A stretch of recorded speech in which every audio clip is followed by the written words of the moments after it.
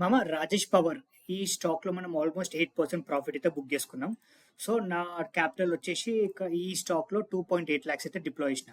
ఇది ఒక SME stock, so పక్క 2.8 lakhs అయితే కావాలి ఈ స్టాక్ అయితే. ఓకే, సో నా ఎంట్రీ అండ్ ఎగ్జిట్ జోన్ అయితే నేను చెప్తామమ్మా, ఇక్కడ చూసుకోండి. ఓకే, సో ఇక్కడ చూసుకుంటే మనకి ఇది ఒక ఐపీఓ బేస్ సెటప్. ఓకే, మంచి క్లీన్ సెటప్ ఇది. ఓకే, ఇది బేస్ ఫామ్ అయింది, బేస్ ఓవర్ బేస్ అంటే ఇక్కడ బ్రేక్అవుట్ ఇచ్చింది అండ్ మళ్ళీ ఇదొక బేస్ ఫామ్ అయ్యి ఇదొక బ్రేక్అవుట్ ఇచ్చింది. రైట్, బ్రేక్అవుట్ ఇచ్చినాక ఇక్కడ నేను ఈ జోన్ కాడైతే ఎంట్రీ అయితే అయిపోయినామా మనకి. ఓకే, ఈ క్యాండిల్ చూసి ఎంట్రీ అయిపోయినా నేను.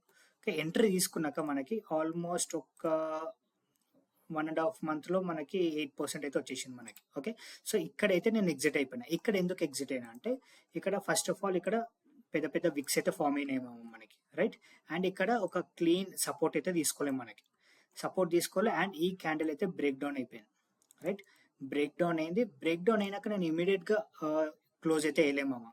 ఓకే, మళ్ళీ ఈ క్యాండిల్ ఎప్పుడైతే ఫామ్ అవుతుందో ఇక్కడైతే నేను ఎగ్జిట్ అయిపోయినా నేను. ఓకే, ఈ జోన్ కాడ ఎగ్జిట్ అయిపోయి ప్రాఫిట్ అయితే బుక్ చేసుకున్నా. ఒకవేళ ప్రాఫిట్ బుక్ చేసుకోకపోతే ఇంకొక 3 to 4% ప్రాఫిట్ అయితే వెళ్ళిపోతుండే మనకి. ఓకే, సో ఇది ఒక power related sector stock. So అప్పుడు స్ట్రాంగ్ ఉండే అండ్ ఇప్పుడు కూడా స్ట్రాంగ్ ఉంది, బట్ ఈ స్టాక్ లో అయితే నేనైతే ఎగ్జిట్ అయిపోయినా. సింపుల్. Thank you.